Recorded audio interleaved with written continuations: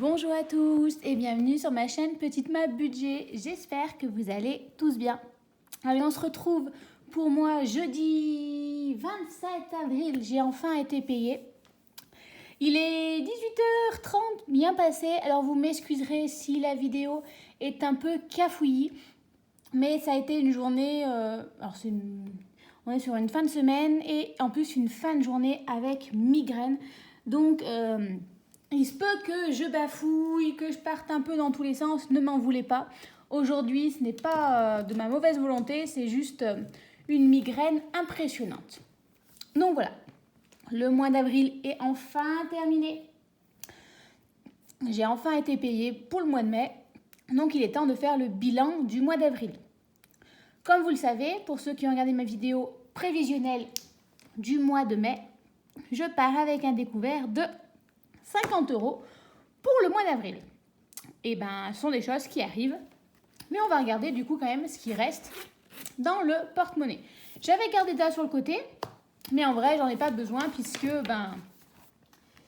il n'y a pas d'argent à mettre de côté ce mois-ci sur le compte épargne puisqu'il est à découvert. Alors, au niveau d'ici, qu'est-ce que c'est qu'encore que toutes ces petites choses? Ah oui, ça c'est pour mes travaux. Hop là. Alors, au niveau alimentation, il me reste, j'ai réussi à sauver visiblement 5 €. C'est toujours mieux que rien. Alors je dois avouer que je ne sais pas trop comment les choses se sont goupillées. J'ai également retrouvé 30 €. Ne me demandez pas. Et de la petite monnaie. Je crois que je vais découvrir de l'argent dans mon portefeuille. On va de découverte en découverte, visiblement. Et en divers, il ne me reste plus rien puisque je suis allée acheter du pain pour ramener pour mon papa ce week-end. Et du coup, j'ai pris dans divers puisqu'il me fallait plus de 5 €. Et ben, j'avais même pas vu qu'il me restait ça. Donc, les 10 € divers sont partis. Et il doit également me rester les 30 € de santé. Les 30 € de santé, je vais les garder, je pense, pour le mois prochain pour l'argent que j'avais budgétisé pour aller chez la psychologue. J'y vais tous les mois, ça me coûte une soixantaine d'euros. Et en fait, je pense que ces 30 €, je ne vais pas les mettre de côté en économie. Je vais venir les mettre directement pour le mois prochain, pour le mois de mai, pour... J'ai un peu trop zoomé peut-être. Voilà, c'est mieux pour la psychologue. Parce que le mois de mai, en ayant fait grève et en ayant un découvert, c'est un peu plus compliqué. Ensuite, qu'avons-nous également ici? Donc ça, c'est mon portefeuille que je n'emmène pas tout le temps avec moi. D'hiver, il n'y avait plus rien. Beauté, j'ai refait mes ongles, il n'y a plus rien. J'ai rendez-vous demain pour aller refaire ce petit ongle que j'ai cassé. Donc voilà. Il faudrait peut-être que je me garde, quoi que je pense 10 € de d'hiver de cette semaine, ça devrait le faire. Loisirs, il me reste les 30 €. Budget de voiture, en vrai il me restait 20 €, mais vu que je suis à découvert, il ne reste rien du tout. Et en carte bancaire, on n'en parlera même pas. Et ça, cet argent-là, c'est les 100 €. En fait, j'ai dû prendre, puisque j'étais à découvert, je me suis mis de côté, j'ai repris l'argent, je m'étais fait un virement de 100 €. Et en toute logique, si je n'ai pas fait de bêtises, 2, 4, 6, 7, 8, 9, 10. Donc, je m'étais fait un virement de 100 €. Donc, cette somme-là, hop là, et ben, je vais revenir faire un virement de 100 €. Donc, en fait, j'avais fait déjà le virement. Donc, normalement, là, je suis à 200 € en fonds d'urgence. Mais là, je vais revenir faire un virement pour que ça soit de nouveau à 300. Par contre, ce que je n'ai pas fait, c'est que, du coup, en fait, je n'ai pas dû faire que 25 €. J'ai dû faire un peu plus. J'ai fait un cadeau Noël très en retard de 25 €. Ce qui fait qu'à Noël, il me reste un budget de... Attendez, je cherche le bon stylo. Il me reste 121 €. Et anniversaire, il me reste 50 moins 30, il me reste 50, oui, ça fait ça, 20 €. Alors, il me reste 20 € sur mon compte bancaire des épargnes, prévu pour les enveloppes épargne. Donc voilà, il ne faut pas que j'oublie de me noter en vrai qu'il faut que je fasse un virement de plus 100 €. Là, ça va venir équilibrer, mais du coup, j'avais 2391 moins les 55 €. Ça fera 3036 €. Ah, mais j'avais 40 € pour l'eau. J'ai reçu ma facture d'eau également. Mais bon, ça, j'en parlerai le mois prochain. Donc voilà. Donc moi, après la vidéo, il faut que je fasse mon virement de 100 € pour équilibrer vu qu'on a fini le mois. Voilà, j'avais pris 100 € en fonds d'urgence, mais en fait, en regardant dans mes épargnes, j'avais réussi à rééquilibrer les choses. Mais j'avais un petit peu la flemme d'aller à la banque déposer mon argent. En fait, d'aller le déposer pour que ça soit pris en compte, alors que tout simplement, c'était plus rapide de faire comme ceci, sachant que j'allais être payée, ou j'allais être payée dans la foulée. Donc, il faudra que je gomme tout ceci. Hop là, on est donc parti pour regarder les économies que nous avons fait au mois d'avril. Alors,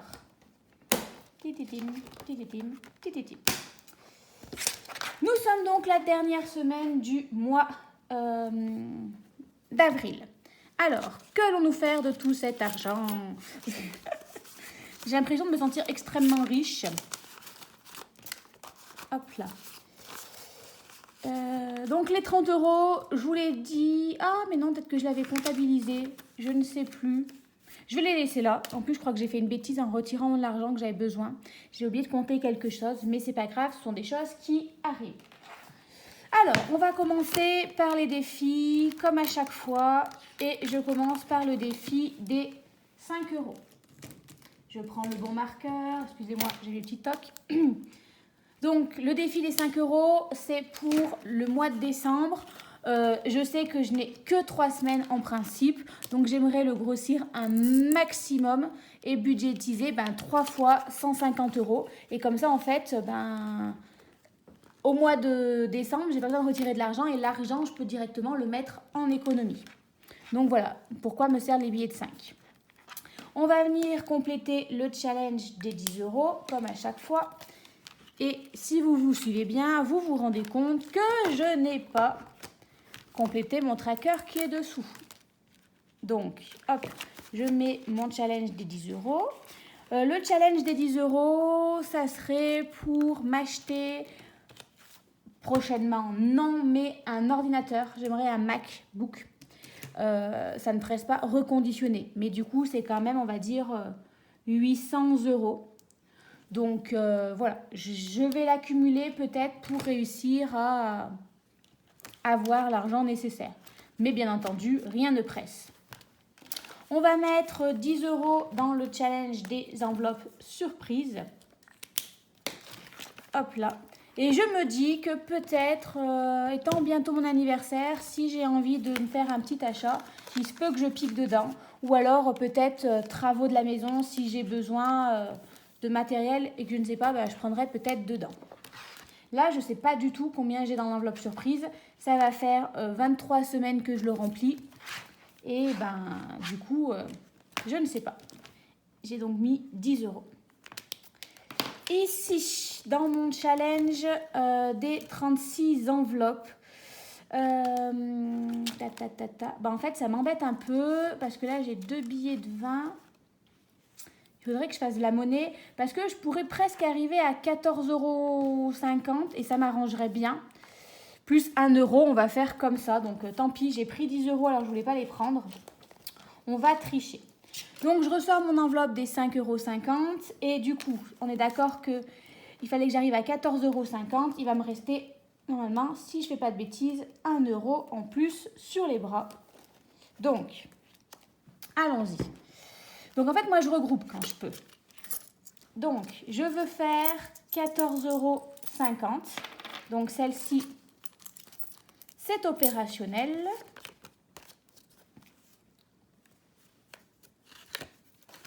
Hop, 14,50 €.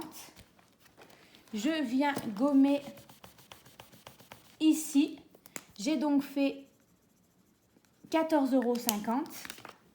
Donc celle-ci, je ne la remets pas dans le petit pochon puisqu'elle va aller ailleurs. Je viens mettre que j'ai donc rajouté, hop, mais je vais y arriver, 10 € dans mon défi. Et peut-être même, je vois que j'ai un petit peu de monnaie. Alors j'aimerais en mettre là. J'avoue, j'ai toujours pas compté mes pièces, ça correspond toujours pas. Et ben, je vais venir rajouter 2,50 €. Allez, donc 2,50 €. Donc là, ça fera au total 2,50 €. Donc j'avais 121 € plus les 12,50 € que j'ai ajoutés. On arrive à 133,50 €. Hein, j'ai rajouté 10 €, ça faisait donc 121 € plus les 2,50 €, ça fait bien 133,50 €. Oh, ça va. Fin de journée, j'arrive encore à compter. Bon, là, après, ça va, ça reste des petits calculs faciles. Je cherche l'enveloppe dont j'ai besoin. Je range les autres parce que sinon, je les cherche. Donc, j'ai dit que ça me faisait une enveloppe à 3,50 €. Je le mets ici.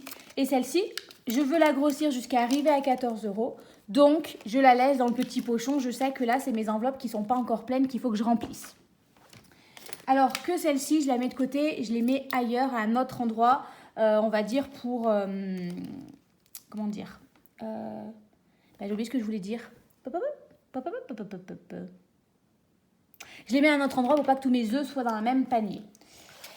Excusez-moi, j'ai eu une longue absence, j'ai senti un moment de flottement. Alors ici, je viens rajouter 52 €, 2,10 €, donc ça fait qu'on sera à 52,44 €. Vu que le mois d'avril est fini, on va l'écrire qu'on est à 52 €, je ne vais pas y arriver, 44.